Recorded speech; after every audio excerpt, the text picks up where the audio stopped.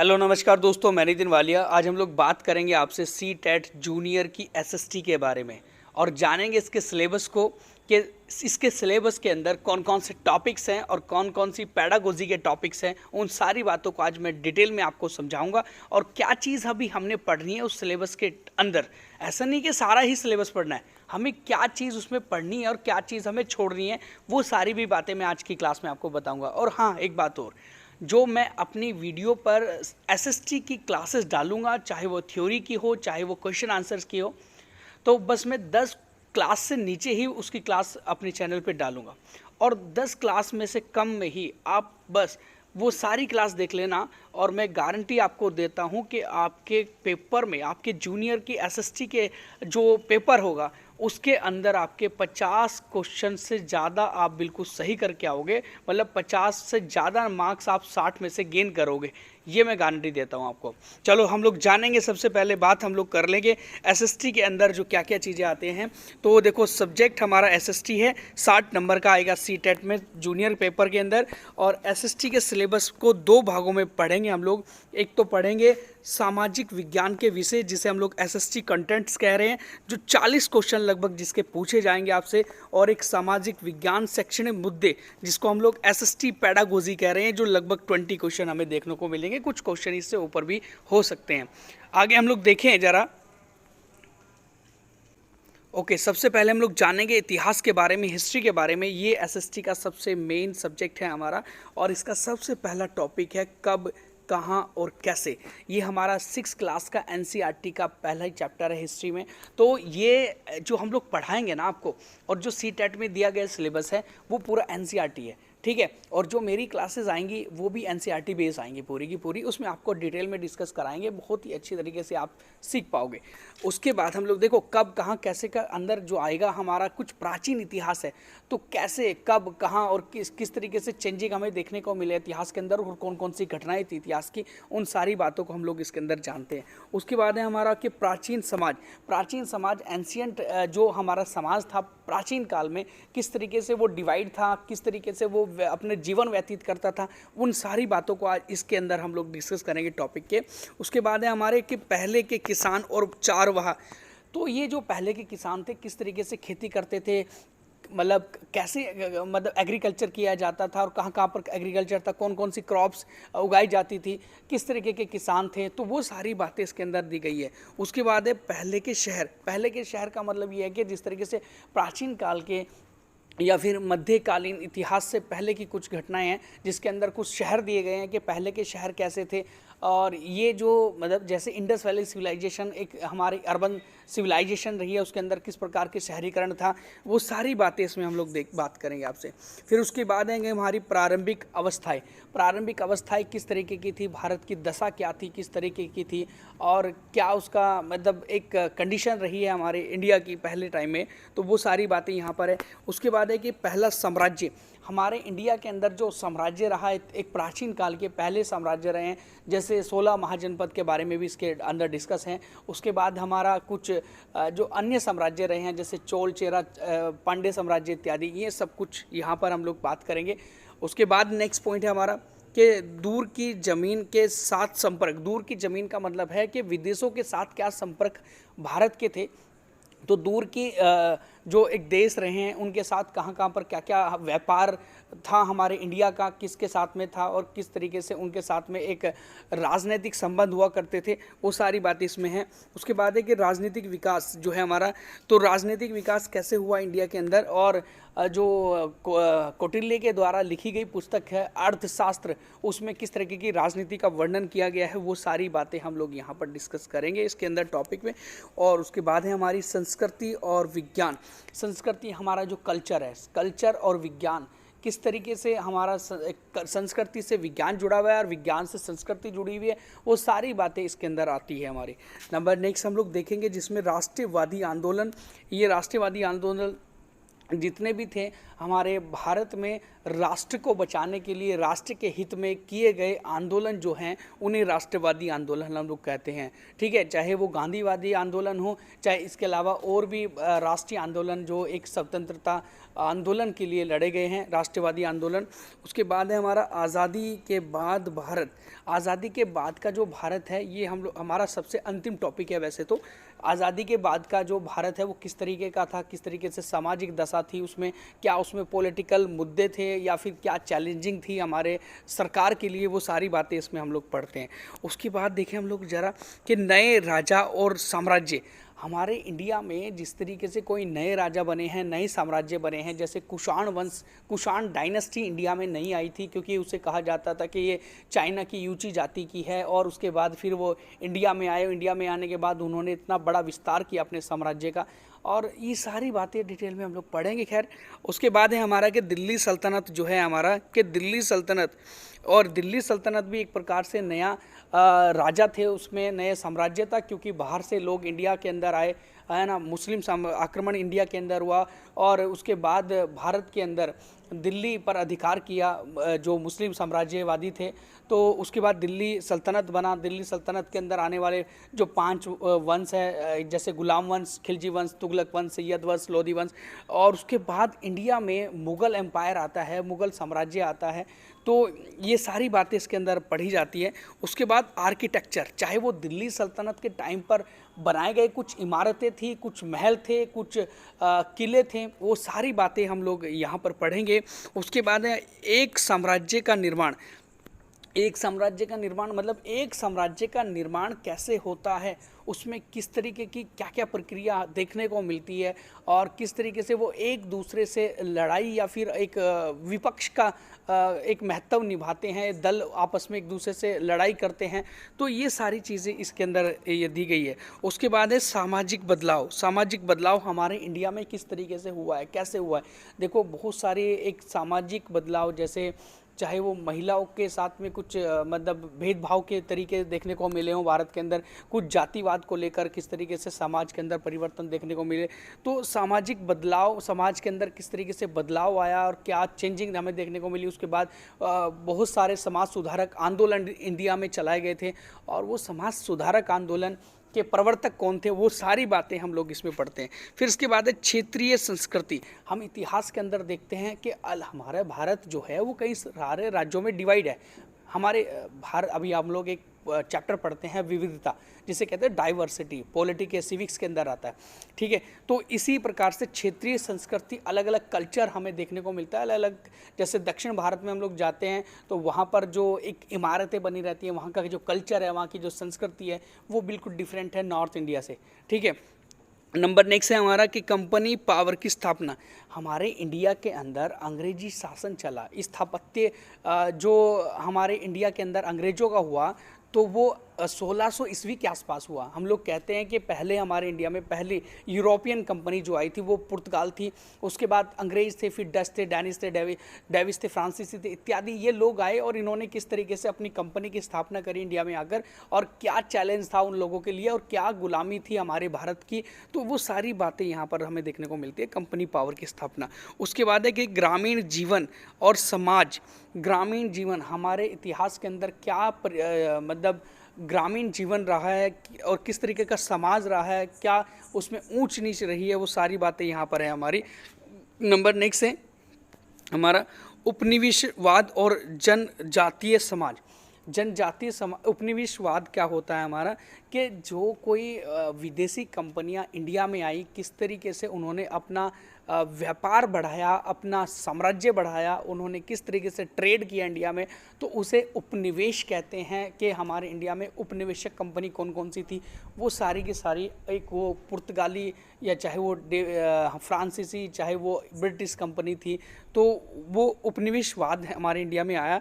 उसके बाद जनजातीय समाज मतलब हमारे इंडिया में जो ट्राइब्स जो एक समाज है वो किस तरीके से बटा हुआ है, किस तरीके से उन्होंने अपने कार्य किए हैं, क्या उनकी संस्कृति है, किस तरीके से उन्होंने अपने बचाव के लिए दूसरे लोगों से लड़ा है, या फिर अंग्रेज़ों के या फिर किसी भी फॉरेन जो कंट्रीज़ थी, विदेशी कंपनियां थी, उनसे लड़ाई की है। वो सारी चीज़ें इसके अंदर आती है। उसके बाद नेक्स्ट है हमारा 1857 से 1858 का जो विद्रोह था, मतलब जिसे हम लोग 1857 की क्रांति कहते हैं, रिवोल्ट ऑफ 1857। वो क्यों चला, क्या उसके कारण रहे थे, उसके बाद उसमें उसके अंदर जो किताबें लिखी गई थी वो किन किन लेखकों के द्वारा लिखी गई थी, और कहाँ कहाँ पर ये आंदोलन हुए थे, मतलब ये विद्रोह हुआ था और किसने विद्रोह का दमन किया था, कहाँ कहाँ से, तो वो सारी चीज़ें हम लोग डिटेल में डिस्कस करेंगे। उसके बाद है हमारा महिला और सुधार को लेकर भी इतिहास के अंदर जो भी परिवर्तन देखने को मिले हैं वो सारी चीज़ें हम लोग इतिहास में पढ़ेंगे। ये है हमारे इतिहास के टॉपिक जो हमारे सीटेट के जूनियर पेपर में आएंगे। और मैं आपको फिर आश्वासन देता हूँ, गारंटी देता हूँ कि आप लोग बस मेरी जो आने वाली वीडियो है आप लोग बस वो दिल खोल के देख लो, और उसके बाद आप लोग पेपर देने चले जाना। 50 से ऊपर नंबर की गारंटी मेरी है आपको दिलवाने की, इतना मैं कह रहा हूँ आपको, ठीक है। नंबर नेक्स्ट हम लोग बात करें आपसे भूगोल। ये है हमारा ज्योग्राफी, जो एसएसटी का एक सेकंड मेजर सब्जेक्ट है। तो भूगोल के अंदर जो जो टॉपिक हम लोग पढ़ेंगे वो कौन कौन सी चीज़ें हैं। एक तो भूगोल और एक सामाजिक अध्ययन एक विज्ञान के रूप में, ठीक है। मतलब जो भूगोल है, भूगोल एक सामाजिक अध्ययन किस तरीके से भूगोल है हमारा, क्या एक ज्योग्राफी है, ज्योग्राफी का और विज्ञान का क्या संबंध है। क्योंकि विज्ञान से भाई देखो हम लोग बात करें आपसे कि पृथ्वी है, पृथ्वी हमारी चल रही है, ब्रह्मांड के अंदर है, ठीक है, और ये घूम रही है, फिर अपने अक्षस पे घूमती है, सूरज के चारों चक्कर लगाती है, क्या इसकी सूरज से दूरी रहती है, और क्या इनके पृथ्वी के ऊपर ग्रेविटी फोर्स है, क्या मैग्नेटिक फोर्स है। ये जो साइंस वाला पार्ट है ना, जो वायुमंडल है, वायुमंडल का क्या इफेक्ट पड़ता है, तो ये सारी चीज़ें जो साइंस से रिलेट करती है हमारी ज्योग्राफी का पार्ट, तो वो सारी मुद्दे इसके अंदर हम लोग पढ़ेंगे। उसके बाद है हमारा कि सौरमंडल और ग्रह और पृथ्वी। जो हमारा सौरमंडल है, हमारा सौरमंडल मतलब सोलर सिस्टम है, उस सोलर सिस्टम के अंदर आने वाले ग्रह हैं, ग्रह के उपग्रह भी होते हैं, नेचुरल सैटेलाइट होते हैं, और इसके अलावा अन्य पिंड भी होते हैं, जैसे उल्का पिंड हो गए, धूमकेतु हो गए, पुच्छल तारे हो गए, है ना, क्षुद्र ग्रह होंगे। ये सारी चीज़ें भी हम लोग पढ़ते हैं। और इसके अलावा अगर बात मैं करूं आपसे कि यहाँ पर जो ग्रह के अंदर ही हमारी एक पृथ्वी आएगी, उस पृथ्वी के बारे में भी हम लोग डिटेल में डिस्कस करेंगे। पृथ्वी की आंतरिक संरचना, पृथ्वी की बाह्य संरचना, पृथ्वी के ऊपर अक्षांश रेखाएं, देशांतर रेखाएं, पृथ्वी की गतिविधियाँ, ये सारी चीज़ें हमें पढ़नी होगी अपने सब्जेक्ट में, भूगोल के सब्जेक्ट में, जो हमारे जूनियर एसएसटी के अंदर पूछे जाएंगे। नंबर नेक्स्ट है ग्लोब। ग्लोब हमारा क्या है कि पृथ्वी के जैसी आकृति है, ग्लोब जिसे कहते हैं। इस ग्लोब पर मानचित्र है, मानचित्र को लेकर क्वेश्चन आते हैं, या पृथ्वी पर जो कॉन्टिनेंट के मानचित्र दिखाया गया है, जैसे करके 7 महाद्वीप हैं, फिर 5 महासागर है, कौन सा सागर सबसे बड़ा है, कौन सा महासागर सबसे बड़ा है, कौन सा कॉन्टिनेंट सबसे बड़ा है, और आइलैंड के बारे में क्वेश्चन पूछे जाते हैं, पर्वत, पठार, मैदान, घाटी इत्यादि, वो सारी चीज़ें हम लोग यहाँ पर पढ़ेंगे। उसके बाद है हमारा पर्यावरण जो है हमारा, पर्यावरण के अंदर देखो जो ईवीएस के अंदर पर्यावरण पढ़ते हैं वो तो आता ही है, इसके अलावा कुछ और एक्स्ट्रा एक एनवायरनमेंट भी इसके अंदर हमें देखने को मिलता है। तो यहाँ पर पर्यावरण प्राकृतिक पर्यावरण और एक मानव पर्यावरण है, दोनों पर्यावरण है ना, कि मानव एक ऐसा पर्यावरण होता है जो चीज़ों को बिगाड़ता भी और चीज़ों को बनाता भी है, ठीक है। तो वो चीज़ें यहाँ पर देखने को मिलती है। उसके बाद वायु का चैप्टर हमें देखने को मिलेगा, पानी का चैप्टर हमें देखने को मिलेगा इसी के अंदर, जो हम लोग पढ़ेंगे सीटेट के एग्ज़ाम के लिए। उसके बाद है वायु, जैसे हम लोग बात करते हैं ना कि वायु प्रदूषण क्या होता है, जल प्रदूषण क्या होता है, वायु प्रदूषण से होने वाली हानियाँ क्या है, जल प्रदूषण से होने वाली हानियाँ क्या हैं, ठीक है। पृथ्वी पर जल राशि कितना है, वायु के अंदर कौन कौन सी गैसें होती हैं, वायुमंडल परतें क्या हैं, वो सारे क्वेश्चन हमें देखने को जो मिलेंगे वो हम लोग यहाँ पे पढ़ेंगे। उसके बाद है परिवहन और संचार। परिवहन और संचार का मतलब ये है हमारे कि भारत में जो परिवहन है या फिर अंतर्राष्ट्रीय स्तर पर परिवहन है, जैसे हम जो जलपोत को लेकर ये जो हमारे भारत के जैसे बंदरगाह हो गए, भारत के इंटरनेशनल एयरपोर्ट हो गए, कुछ स्टैटिक जीके वाला जो पार्ट हो गया हमारा, तो ये परिवहन और संचार है। संचार कम्युनिकेशन जिसे हम लोग कहते हैं, क्या कम्युनिकेशन की दशा है इस मॉडर्न इंडिया के अंदर, तो वो भी चीज़ें हम लोग देखेंगे यहाँ पर। उसके बाद नेक्स्ट है हमारा कि ये है हमारे संसाधन, जैसे संसाधन के प्रकार प्राकृतिक और मानव निर्मित। मानव निर्मित संसाधन का मतलब होता है रिसोर्स मतलब है ना। तो यहाँ जो रिसोर्स हैं जैसे कि पवन ऊर्जा है हमारी, एक नवनीकरण, एक होती है अनिम्नीकृत है ना, और एक होती है निम्नीकृत, जिसे कहते हैं हम लोग ऐसी ऊर्जा जो बनाई जा सकती है या फिर जो जिसका प्रचुर भंडार इस पूरी पृथ्वी पर है। एक तो वो ऊर्जा होती है निम्नीकृत ऊर्जा, और अनिम्नीकृत ऊर्जा वो होती है जिसका भंडार कम है इस पृथ्वी पर और जो ख़त्म होने की कगार पर है। तो इस तरीके से जो ऊर्जाएं होती हैं, या फिर हम लोग कहते हैं डैम से बनी ऊर्जा, एक पवन ऊर्जा जो है, इसके अलावा हम लोग सौर ऊर्जा की बात करें, तो ऐसे कई सारे सोर्सेज हैं हमारे पास एनर्जी के, जो एक प्राकृतिक और मानव निर्मित संसाधन बहुत सारे हो सकते हैं। ये तो मैं एक बता रहा था सिर्फ एनर्जी का, संसाधन और भी हैं, है ना। तो ये सारी चीज़ें इसमें संसाधन के बारे में पढ़ा जाता है। उसके बाद मेन सब्जेक्ट इसका एक और है, एक वो है कृषि, मतलब मेन टॉपिक है कृषि। तो कृषि जो है हमारा एग्रीकल्चर, इसको लेकर भी बहुत सारे प्रश्न है। कृषि के प्रकार, कृषि कहाँ कहाँ पर कौन कौन सी कृषि होती है, इसके अलावा खरीफ की, जायद की और रबी की फसल के बारे में पूछा जाता है। और भारत के अलग अलग राज्यों में होने वाली जो कृषि होती है उसमें किसका उत्पादन सबसे ज़्यादा है, वो सारी बातें हमारी यहाँ पर हम लोग पढ़ेंगे ज्योग्राफी के अंदर। ये है एसएसटी का ज्योग्राफी पार्ट, जिसको हम लोग अपने आने वाले वीडियोस में आपको डिटेल में समझाएंगे। नेक्स्ट हम लोग टॉपिक देखें तो ये है हमारा एक सामाजिक और राजनीतिक जीवन, सिविक्स। ये हमारा एक तीसरा सब्जेक्ट है, एक मेजर सब्जेक्ट जिसे कहते हैं, और इससे भी लगभग एवरेज क्वेश्चन ही आते हैं जितने हमारे क्वेश्चन नॉर्मल अन्य सब्जेक्टों से आते हैं।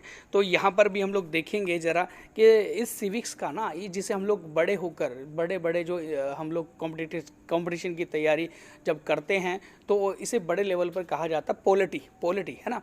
तो ये एक सिविक्स जो है हमारा, तो इसके अंदर एक विविधता वाला चैप्टर है। विविधता मतलब डाइवर्सिटी, हमारे इंडिया में किस प्रकार की डाइवर्सिटी है, कितनी डाइवर्सिटी है, और अलग अलग धार्मिक और अलग अलग भाषा की डाइवर्सिटी है।